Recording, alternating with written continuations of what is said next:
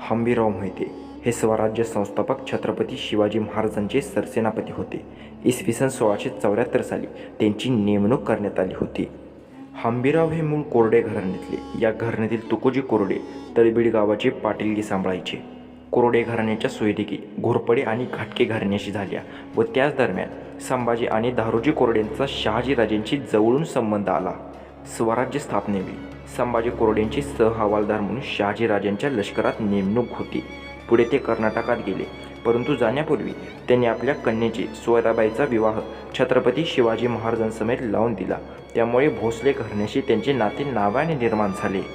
छत्रपती शिवाजी महाराजांनी हंसाजींना त्यांच्या पराक्रमावर खुश होऊन हंबीरराव हा किताब दिला होता व आपल्या सैन्याचे प्रमुख सेनापती म्हणून त्यांची नियुक्ती केली होती. हंबीररावांच्या आधी प्रमुख सेनापतीपदी प्रतापराव गुजर होते, परंतु बेहलोलखानासमवेत लढताना 24 फेब्रुवारी सन 1674ला त्यांना वीरमरण आले. प्रतापरावांच्या जाण्याने सरसेनापदाची जबाबदारी अशाच निधड्या छातीच्या वीराला देण्याची महाराजांची इच्छा होती. प्रतापराव ज्या युद्धात मरण पावले त्याच युद्धात हंबीररावांनी 6 तासात तब्बल 600 शत्रूंना कंठस्नान घातले असे म्हणले जाते. रणांगणात जर एखाद्या मावळ्याने 100 शत्रूंना मारले तर त्याच्या तलवारीवर 1 चांदीचा शिक्का कोरण्यात येईल. हंबीररावांच्या तलवारीवर 6 चांदण्या कोरण्यात आल्या होत्या. असा पराक्रम कुणीही केल्याचे ऐकवत नाही, म्हणून हंबीररावांची सरसेनापती पदावर नेमणूक करण्यात आली. हंबीरराव मोहिते हे छत्रपती शिवाजी महाराजांच्या दुसऱ्या पत्नी सोयराबाईंचे भाऊ होते. शिवाय राजाराम महाराजांच्या पत्नी महाराणी ताराबाई या हंबीररावांच्या कन्या होत्या. बेहलोलखानाशी लढताना प्रतापराव गुजर धारातीर्थी पडल्याची खबर हंबीररावांच्या कानावर पडताच त्यांनी आदिलशहाच्या सैन्यावर कडकडून हल्ला केला व शत्रूला विजापूरपर्यंत पिटाळून लावले. हंबीररावांना छत्रपती शिवाजी महाराजांचा शब्द प्रमाण होता. ते कायम महाराजांशी प्रामाणिक राहिले. छत्रपती शिवाजी महाराजांचा राज्याभिषेक पार पडल्यानंतर महाराजांनी हंबीररावांना मोगल सुभेदार दिलेर खान आणि बहादूर खानाच्या छावण्यांवर हल्ला करण्याचे आदेश दिले.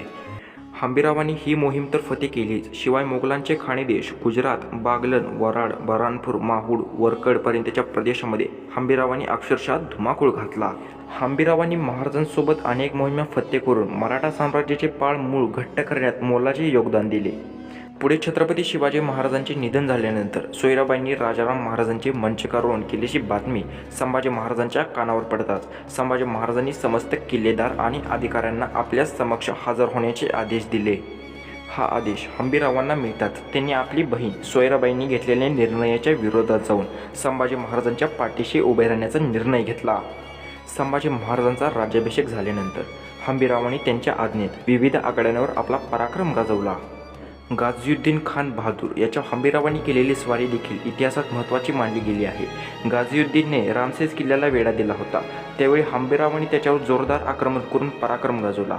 या लढ्यात हंबीरराव जखमी झाले होते.